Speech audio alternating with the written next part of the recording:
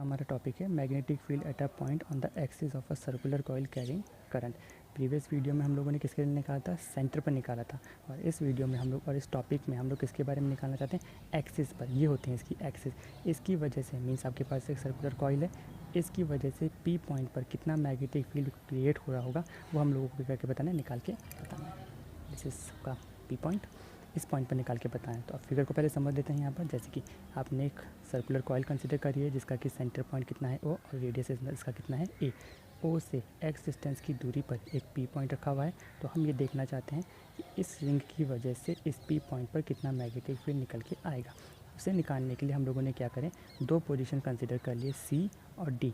ठीक है, C point से आपने पी पॉइंट को ज्वाइन करना है, कितना एंगल बना रहा है फाई। सिमिलरली डी से आपने पी पॉइंट को ज्वाइन करना है, कितना एंगल बना रहा है फाई।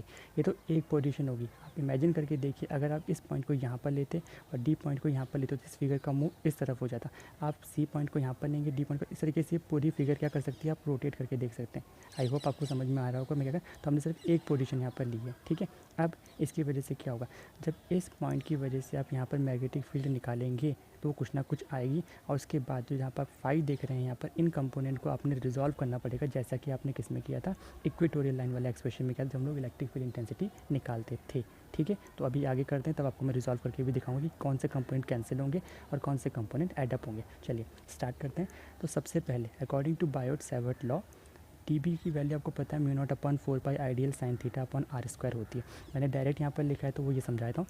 इस सी पॉइंट की वजह से पी पॉइंट पर कितने, ये छोटे छोटे एलिमेंट है, ये बहुत छोटे एलिमेंट है। और आपको पता है जो बायोट-सैवर्ट लॉ होता है वो छोटे एलिमेंट की वजह से मैग्नेटिक फील्ड निकालने के क्या आता है, काम आता है। तो यहाँ से इस पॉइंट पर मैग्नेटिक फील्ड कितनी है, d B mu not upon 4 pi I dl sine theta, यानी कि थीटा यहाँ पर कितने डिग्री के बराबर है, ये देखिए 90 डिग्री के बराबर। तो साइन 90 अपॉन आर स्क्वायर, तो साइन 91 होता है, उसकी जगह तो कितना आ जाएगा, डी एल हो गया।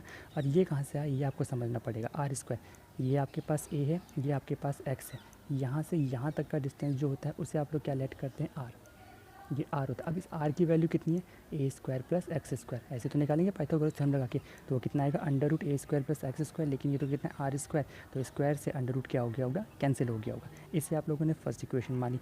सिमिलरली आप लोगों ने क्या करा, इस पॉइंट की वजह से भी यहाँ पर मैग्नेटिक फील्ड निकाल के देखा, वो भी कितना आएगा, सेम फर्स्ट इक्वेशन। क्यों आ रहा है ये सेम, क्योंकि सिमेट्रिकल है।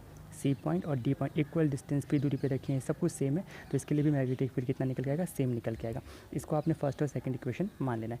नेक्स्ट अब आपको यहाँ पर देखना है कि डी बी और डी बी डैश, यानी कि जो ये दो मैग्नेटिक फील्ड निकल के आए हैं, जब इनको आप लोग क्या करके देखेंगे, रिजॉल्व करके देखेंगे, तो आपने क्या पाया। यार फिगर को ध्यान से देखिए, इसकी वजह से जो मैग्नेटिक फील्ड निकल के आएगी डी बी, वो कौन सी डायरेक्शन में जा रही है, डी बी, ये डायरेक्शन दिखा रखी है इसकी। ठीक है, सिमिलरली जब इसकी वजह से इस पॉइंट पर आप लोग मैग्नेटिक फील्ड निकालोगे तो फ्लेमिंग के राइट हैंड रूल की वजह से आप मैग्नेटिक फील्ड की डायरेक्शन निकाल सकते हो। उसकी डायरेक्शन कौन सी होगी, ये डायरेक्शन। अब डी बी को और डी बी डैश को आपने क्या करना है, रिजॉल्व करना है। तो हमने क्या पाया, जब फर्स्ट कंपोनेंट के लिए आपने इस पॉइंट पर डी बी को क्या करा, रिजॉल्व करके देखा, तो डी बी कॉस फाई ये कंपोनेंट है और d B sine phi component इस डायरेक्शन में गया। सिमिलरली जब इस पॉइंट के लिए आप लोगों ने निकाल के देखा तो d B cos phi component downward direction में और डी बी साइन फाई क्या जा रहा है, सेम डायरेक्शन में जा रहा है। तो इससे आपको क्या पता लगता है कि दोनों पॉइंट की वजह से कॉस फाई वाले कंपोनेंट तो इक्वल और अपोजिट हैं, वो कैंसिल आउट हो जाएंगे, और डी बी साइन वाले कंपोनेंट क्या हो जाएंगे, वो एडअप हो जाएंगे। तो जब हमें रिजॉल्व करने आ गए हैं तो अब इस पॉइंट की वजह से भी पता लग गया कितने कंपोनेंट कैंसिल होंगे, इस पॉइंट की वजह से भी। तो अब अगर आप इस फिगर को पूरा रोटेट करा के देखेंगे तो हर बार आपके कॉस फाई वाले कंपोनेंट कैंसिल हो जाएंगे और साइन फाई वाले कंपोनेंट क्या हो जाएंगे, एडअप हो जाएंगे। तो उसके हिसाब से टोटल मैग्नेटिक फील्ड जो निकल के आएगा, मैग्नेटिक फील्ड एक्शन एक ही चीज़ होता है, पी पॉइंट वो कितने के बराबर आएगा कि भाई d B sine phi component को क्या कर दो, ऐड कर दो। अब ये डी बी साइन फाई कहाँ से है, ये समझ देखो, सबकी value d B dash, d B double dash जो भी आप निकालेंगे वो डी बी तो आएगा, वो तो ये है। और साइन फाई से लिखा है क्योंकि जब आपने रिजॉल्व करके देखा तो साइन फाई वाला कंपोनेंट क्या हो रहा है, ऐड हो रहा है, कॉस फाई वाला कंपोनेंट क्या हो रहा है, कैंसिल हो रहा है। इसलिए हमने क्या साइन लगा दिया यहाँ पर, इंटीग्रेशन। मतलब जिस भी डायरेक्शन में आप लगाएंगे डी बी तो सेम आएगा और साथ में कौन सा कंपोनेंट निकल के आएगा, साइन फाई, क्योंकि कॉस फाई तो क्या हो जाएगा, कैंसिल हो जाएगा। ठीक है, अब डी बी की वैल्यू यहाँ पर पुटअप कर दीजिए, जो कि हर केस में कैसे निकल जाएगी, सेम।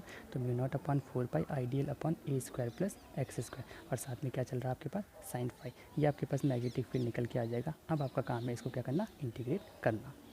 आपके पास ये वैल्यू थी, इसमें अगर देखेंगे mu not upon 4 pi I A square plus x square, तो कैसी क्वांटिटी है, कांस्टेंट क्वांटिटी है। इसे तो आप लोग क्या कर देंगे, इंटीग्रेशन से बाहर निकाल देंगे। अब आपको यहाँ पर डी एल की वैल्यू और साइन फाई की वैल्यू चाहिए। साइन फाई की वैल्यू तो आपको कहाँ से मिल जाएगी, फिगर से। ठीक है। साइन फाई कैसे है, एंगल के सामने वाला कितना होता है 90 डिग्री, तो वैल्यू आ जाएगी परपेंडिकुलर अपॉन हाइपोटेन्यूज। तो साइन फाई की वैल्यू फिगर से कैलकुलेट कर लेंगे, वो बनेगी a अपॉन आर, और आर की वैल्यू कितनी है a square plus x square. तो साइन फाई की वैल्यू कितनी आ जाएगी a upon under root a square plus R square. ये तो वैल्यू यहाँ पर आ जाएगी आपकी साइन फाई की। और डी एल के बारे में, डी एल का मतलब किस फॉर्म में है, ये सर्कल की फॉर्म में, तो उसका क्या बन जाएगा सरकमफ्रेंस। तो देखिए, तो जैसे कि मैंने फिगर में से आपको वैल्यू देखिए बताई, साइन फाई की वैल्यू कितनी आ जाएगी a upon under root a square plus X perpendicular upon hypotenuse. और जहाँ पर इंटीग्रेशन dl बचा है उसकी जगह आ जाएगा 2πa, सर्कल की फॉर्म में सरकमफ्रेंस, और सर्कल का रेडियस कितना है a, तो वैल्यू बन जाएगी 2πa। ठीक है, अब इस वैल्यू को पुटअप करते हैं, b is equal to mu not I 4π a square plus x square, तो कॉमन था आपका पहले से ही। साइन फाई की जगह a upon a square plus x square की पावर 1/2 अंडर रूट की वैल्यू, और साथ में कितना आ जाएगा 2πa। इस पूरी इक्वेशन को कंबाइन करके लिखा तो देखिए क्या बना, mu not upon 4π 2πa square I upon a square plus x square की पावर 3/2। ये आपके पास एक फाइनल एक्सप्रेशन आ जाएगा, किसके लिए, मैग्नेटिक फील्ड किसी सर्कुलर कॉइल के एक्सिस की वजह से। अब यहाँ पर भी आपके पास दो स्पेशल केसेस हैं, when P is eight the centre.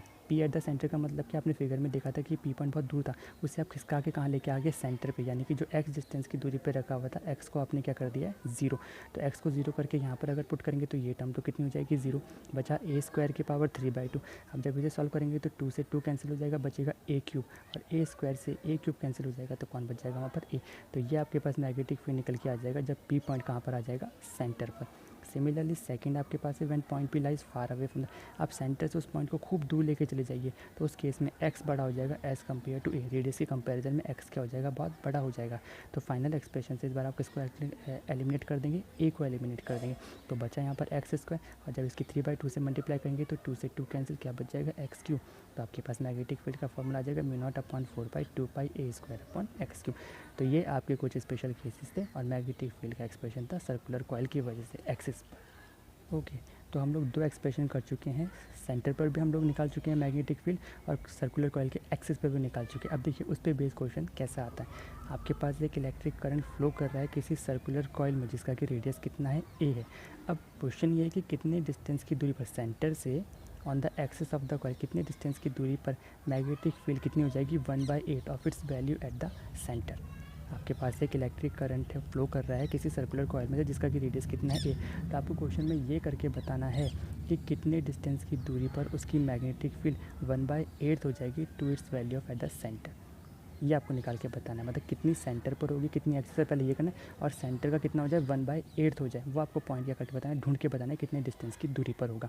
तो उसके लिए एक्सिस का एक्सप्रेशन आप लोगों को मालूम है, अभी हमने प्रूफ करके दिखाया है यहाँ पर, ठीक है। सेंटर वाला प्रीवियस वीडियो में हम लोग कर चुके हैं, और अकॉर्डिंग टू कंडीशन हमें पता है जो सेंटर वाला है वो एक्सिस से कितने टाइम्स से 1/8 टाइम्स से, तो वैल्यू आपको ये अकॉर्डिंग टू कंडीशन ये बन जाएगा। b1 की वैल्यू आप लोगों ने पुट करी, b2 की वैल्यू आपने यहाँ पे पुट करी है, ठीक है। जो जो चीज़ें कैंसिल हो रही है उन सब चीज़ों को कैंसिल कर दिया, आपके पास इक्वेशन ये आ गई। क्रॉस मल्टीप्लाई कीजिए 8a क्यूब और a square plus x square के बाद 3/2, एक इक्वेशन ये बन जाएगी। इसके बाद यहाँ पर आप क्या करते हैं, बोथ साइड क्यूब रूट लीजिए, जब क्यूब रूट लेंगे तो 8a क्यूब का कितना बन जाएगा 2a, और यहाँ से ये क्या हो जाएगा, ये क्यूब हट जाएगा, तो पावर रह जाएगी 1/2। अब मुझे 1/2 हटाना है तो मुझे बोथ साइड क्या करनी पड़ेगी, स्क्वायरिंग करनी पड़ेगी। जब मैं स्क्वायरिंग करूँगा तो 2a का कितना बन जाएगा 4a स्क्वायर, और इसका कितना बन जाएगा, ये स्क्वायर यहाँ से हट जाएगा, तो a square plus x square. a square को उस तरफ भेजेंगे तो वो बनेगा 3a स्क्वायर, और वो वैल्यू होगी एक्स स्क्वायर की। मुझे x की वैल्यू चाहिए, वो कितनी आ जाएगी √3a। तो इस तरीके से आप लोगों के पास क्वेश्चन आ सकते हैं कि भाई एक्सियल लाइन मतलब सेंटर पर निकाल के जो मैग्नेटिक फील्ड है उसका फाइनल एक्सप्रेशन, और एक्सिस के मैग्नेटिक फील्ड के फाइनल एक्सप्रेशन पे बेस आपके क्या आ सकते हैं, क्वेश्चन आ सकते हैं। तो इन क्वेश्चंस को अच्छे से ट्राई कीजिए, और कुछ भी प्रॉब्लम हो तो पूछिए।